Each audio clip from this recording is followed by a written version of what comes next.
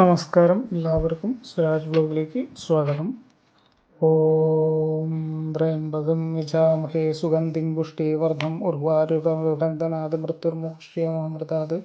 ഓം നമഃ ശിവായ. മൃത്യുഞ്ജയായ ശാന്തായ ശോകനാശായ ശംഭവേ അമൃതേശായ രുദ്രായ അപമൃത്യുവിമോചയ. ഓം നമഃ ശിവായ.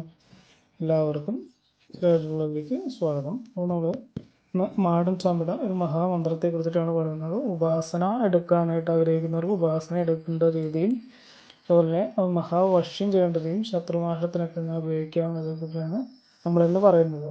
മഹാധനവശ്യമുള്ള ഒരു മന്ത്രത്തെയാണ് പരിചയപ്പെടുന്നത്. അതുപോലെ തന്നെ അപൂർവ മന്ത്രങ്ങളാണ് ഒരു ഉപദേശത്തോടുകൂടി ചെയ്യുക. ഇതിൽ തന്നെയും മഹാദേവൻ്റെ അനുഗ്രഹം മേടിച്ചിട്ടാണെങ്കിലും നമുക്ക് ചെയ്യാവുന്നതാണ്. 41 ദിവസം മഹാദേവനെ തൃപ്തിപ്പെടുത്തി ലോകഗുരുവായ മഹാദേവനെ തൃപ്തിപ്പെടുത്തി മഹാദേവൻ്റെ അനുഗ്രഹത്താൽ നമുക്ക് ഇത് ചെയ്യാവുന്ന ഒരു കൂടിയാണ് നമ്മൾ പറയുന്നത്. നമുക്ക് അങ്ങനെ ജീവിക്കാം. സാമ്പത്തികമായിട്ട് വിശ്വസ്തയോടെ ഇത് ചെയ്ത് പരീക്ഷിക്കുക. എന്നിട്ട് വേണം, അത് നടന്നില്ലെങ്കിൽ മാത്രമാണ് നമ്മൾ മറ്റൊരു ജ്യോത്സ്യനെ കാണുക അല്ലെങ്കിൽ മറ്റൊരു ഇതൊക്കെ ചെയ്യാൻ പാടുള്ളൂ. അല്ലാതെ ആദ്യമേ ചെന്ന് പൈസയൊക്കെ വെറുതെ കൊണ്ട് കളയരുത്. അപ്പോൾ ഇതൊക്കെ പരീക്ഷിക്കുക. അത് പരീക്ഷിക്കുക എന്നല്ല, വിശ്വസിച്ച് ചെയ്യുക. അപ്പോൾ നമുക്ക് മാറ്റങ്ങളൊക്കെ ഉണ്ടെങ്കിൽ പിന്നെ ജ്യോത്സ്യൻ്റെ പൈസ കളയേണ്ടാവുന്നില്ലല്ലോ. അതുകൊണ്ട് എല്ലാവർക്കും ചെയ്യാൻ പറ്റുന്ന ഒരു ഇതാണ് നമ്മൾ പറഞ്ഞു തരുന്നത്. അപ്പോൾ നിങ്ങൾക്കത് നമ്മൾ ഡിസ്ക്രിപ്ഷനിലും അല്ലെങ്കിൽ നമ്മളതിൻ്റെ താഴെ വീഡിയോയുടെ താഴെ നമ്മൾ മന്ത്രം എഴുതി കൊടുത്തിട്ടുണ്ടാവും. നിങ്ങൾ ഭഗവാനെ ശിവനെ ആദ്യം 41 ദിവസം വ്രതം എടുത്ത് പ്രീതിപ്പെടുത്തിയതിന് ശേഷം സ്വാമിയിലേക്ക് വരുന്നതായിരിക്കും കുറച്ചുകൂടി നല്ലത്. അതൊരു ഉപാസന ചെയ്യും. ഞാൻ പറയുന്നത് ഉപാസകർക്കല്ല, സാധാരണക്കാരായിട്ടുള്ള ജനങ്ങൾക്ക് വേണ്ടിയിട്ടാണ്. ഉപാസകർ ഗുരുപദേശത്തോടു കൂടി തന്നെ കാര്യങ്ങൾ ചെയ്യുക, എന്നാലാണ് കറക്റ്റായിട്ട് വരുന്നത്. ഗുരുവാണ് അന്ധകാരത്തിൽ നിന്ന് വെളിച്ചത്തിലേക്ക് നയിക്കേണ്ട ആൾ. അപ്പം അദ്ദേഹത്തിൻ്റെ അനുഗ്രഹമില്ലാതെ ഒരു കാര്യം ചെയ്യാതിരിക്കുക. ഉപാസന ഉള്ളവർ ആ ഉപാസനയായിട്ട് പിന്തുടരുക. ഇപ്പോൾ ദേവിയാണെങ്കിലും ദേവന്മാരാണെങ്കിലും ആ ഉപാസനയിൽ പിന്തുടർന്ന് വരുന്ന ലക്ഷ്യമായിട്ടുള്ള കാര്യങ്ങളൊക്കെ ചെയ്യാനുള്ള ഒരു ക്രിയാപദ്ധതി ഉണ്ടായിരിക്കും. അത് ഗുരുനാഥിൽ നിന്ന് വളർന്നെടുക്കേണ്ട ഒരു സിനിമയാണ്. സാധാരണക്കാരായിട്ടുള്ള ജനങ്ങൾക്ക് വേണ്ടിയിട്ടാണ് നമ്മൾ വീഡിയോസൊക്കെ ചെയ്യുന്നത്. അതും നിങ്ങൾക്ക് പൂർണ്ണ വിശ്വാസത്തോടെ ചെയ്യുക. പിന്നെ അതുപോലെ തന്നെ ഒരു സ്ഥലത്ത് പോയിട്ട് ഇതിനു വേണ്ടി ധനം ചിലവാക്കി ഒന്നും ചെയ്യാതിരിക്കുക. ഇതൊക്കെ വിശ്വസിച്ച് ചെയ്ത് നോക്കാം. നമ്പുരാനൊക്കെ അറിഞ്ഞ് വിളിച്ചിട്ട് ചെയ്യുക. അപ്പോൾ വശ്യം ചെയ്യുന്ന ഒരു ചെറിയ രീതിയാണ് നമ്മളിവിടെ അവലംബിച്ചിരിക്കുന്നത്. സാധാരണക്കാരൊക്കെ ചെയ്യാവുന്ന, അല്ലെങ്കിലും ഇപ്പം എന്തായാലും ഞങ്ങൾ ബുദ്ധിമുട്ട് അനുഭവിച്ചിരിക്കുന്നത്. അപ്പോൾ ഒരു 41 ദിവസം കൂടി ഒന്ന് സഹിച്ച് ഭഗവാനെ ശരിക്കും അറിഞ്ഞ് വിളിച്ച് രാത്രി കാലങ്ങളിലൊക്കെ ഒരു 21 ഉരു വീതം ജപിച്ച്, രാത്രി കാലം കിടക്കുന്നതിന് മുമ്പ് ഒരു 21 ഉരു ജപിച്ച് കിടന്ന് നമ്മുടെ ആഗ്രഹങ്ങളൊക്കെ പറഞ്ഞ് കിടന്നുറങ്ങി പിറ്റേ ദിവസം ശിവക്ഷേത്രത്തിൽ പോയിട്ട് നമ്മൾ വാഗീശോക്ത പുഷ്പാഞ്ജലി നടത്തുകയൊക്കെ ചെയ്യുക. കൂടത്തിൽ സമർപ്പിച്ച് പ്രാർത്ഥിക്കുകയൊക്കെ ചെയ്യാം. ഒരു 41 ദിവസം അങ്ങനെ ചെയ്യുക. എല്ലാ ദിവസവും പോകണമെന്നില്ല.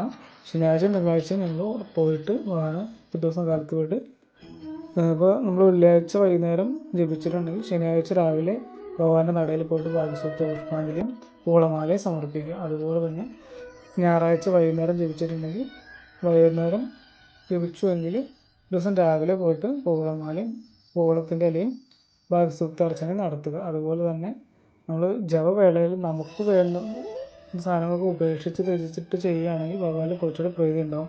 ചിലവ് സംശയം കളിച്ചു കിട്ടുന്നു. അതൊക്കെ നിങ്ങളുടെ യുക്തമാണ്. നിങ്ങൾക്ക് വേണ്ടപ്പെട്ടതൊക്കെ തിരിച്ചുകൊണ്ട് നിങ്ങൾ ചെയ്യുകയാണെങ്കിൽ അത്രയും നല്ലത്. എന്നുവെച്ച് ഭക്ഷണം കഴിച്ചുകൊണ്ടും പട്ടിണി ഇരുന്നുകൊണ്ടും ജപിക്കാൻ പറയുന്നതല്ല. വിശദമായിട്ട് കഴിക്കണം. എന്തെങ്കിലും കഴിക്കുക. ഉപേക്ഷിക്കാൻ പറ്റാവുന്നതാണെങ്കിൽ ഉപേക്ഷിക്കുക. മദ്യം മത്സ്യമാംസാദികൾ ഉപേക്ഷിച്ച് എന്നിട്ട് കുറച്ചുകൂടി നല്ലത്, പെട്ടെന്ന് ഫലസിദ്ധി കിട്ടണമെങ്കിൽ. അപ്പോൾ എല്ലാവർക്കും ചെയ്യാവുന്ന രാത്രിയിൽ ഒരു 8 മണിക്ക് ശേഷം 21 ഉരു ഞാൻ പറയുന്ന മന്ത്രം നമ്മൾ ജപിക്കുക. അതിൻ്റേതായിട്ടുള്ള ഗുണങ്ങളുണ്ടാകും. അപ്പോൾ സാധനങ്ങൾ ജയിക്കാനായിട്ട് ഇപ്പോൾ ഒരു ഉപാസകനെ സംബന്ധിച്ചിടത്തോളം ഒരു ഉപാസനയാണ് നമുക്ക് എടുക്കേണ്ടതെങ്കിൽ അതിനെക്കുറിച്ചൊക്കെ നമുക്ക് അറിഞ്ഞു പറയാം. ഉപാസന എടുക്കണമെങ്കിൽ നമ്മൾ അതിനകത്ത് ഛന്ദസ് നോക്കണം. വാമദേവർഷി പത്നീചന്ദ മാടൻ സ്വാമി ദേവത എന്ന് ജപിക്കുക. നമ്മൾ പറയുന്നത് നമ്മളെ ഒരു പാരമ്പര്യത്തിൽ നമുക്ക് വേണ്ടി പകർന്നിട്ടുള്ള ഒരുവിനെ കുറിച്ചാണ്. അല്ലാതെ നമ്മൾ ഇതല്ല പറയണത്. അപ്പോൾ അതുകൊണ്ട് അതനുസരിച്ച് ഫോളോ അപ്പ് ചെയ്താണ് നമ്മൾ പറയുന്നത്. ഓക്കെ. അപ്പോൾ വാമദേവർഷി പത്നീചന്ദ മാടൻ സ്വാമി ദേവത, വാമദേവർഷി പത്നീചന്ദ മാടൻ സ്വാമി ദേവത. അപ്പം മന്ത്രം ഇതാണ്: ഓം മഹാ നടരാജപുത്രായ നമഃ. ഓം മഹാ നടരാജപുത്രായ നമ. ഓം മഹാ നടരാജപുത്രായ നമ. ഓം മഹാ നടരാജപുത്രായ നമ. ഇത് ജപിക്കുക. പിന്നെ അതിനുശേഷം വലിയ മന്ത്രമാണ്, അത് നമ്മൾ ഒരു പ്രാവശ്യം 2-3 പ്രാവശ്യം ജപിച്ചതിന് ശേഷം 7 പ്രാവശ്യം ജപിക്കേണ്ട മന്ത്രം ഇതാണ്. ഓം ഐം ക്ലീം സൗ ഹ്രീം ആം ക്രൂം മഷി അശി വശി നശി ഹ്രീം നമ ശിവായ ആകാശായ വീരമാട സ്വാമിനി നമ. എന്നൂടെ പറയാം. ഓം ഐം ക്ലീം സൗഹ് ഹ്രീം ആം ക്രൂം മഷി അശി വശി നശി ഹ്രീം നമ ശിവായ ആകാശായ വീരമാട സ്വാമിനി നമ. ഒന്നുകൂടി പറയാം. ഓം ഐം ക്ലീം സൗ ഹ്രീം ആം ക്രൂം മഷി അശി വശി നശി ഹ്രീം നമ ശിവായ ആകാശായ വീരമാട സ്വാമിനി നമ എന്ന മന്ത്രമാണ് ജപിക്കേണ്ടത്. 21 തവണ ഈ മന്ത്രത്തെ ജപിച്ച് നമ്മുടെ ആഗ്രഹങ്ങൾ പറഞ്ഞിട്ട് കിടക്കുക. അല്ലെങ്കിൽ ഉപാസന എന്ന് കൊടുക്കുന്നത് ഉപാസന ഇതിലാണ് ജപിച്ച് പോരുക. 41 ദിവസം കറക്റ്റായിട്ട് ജപിക്കുക. ഓക്കെ, അപ്പോൾ നമുക്ക് അതിൻ്റെതായിട്ട് ഗുണം കിട്ടും. അപ്പോൾ നമ്മൾ വശ്യമാണ് ചെയ്യണം. നമുക്ക് എന്ത് വശ്യമാണ്?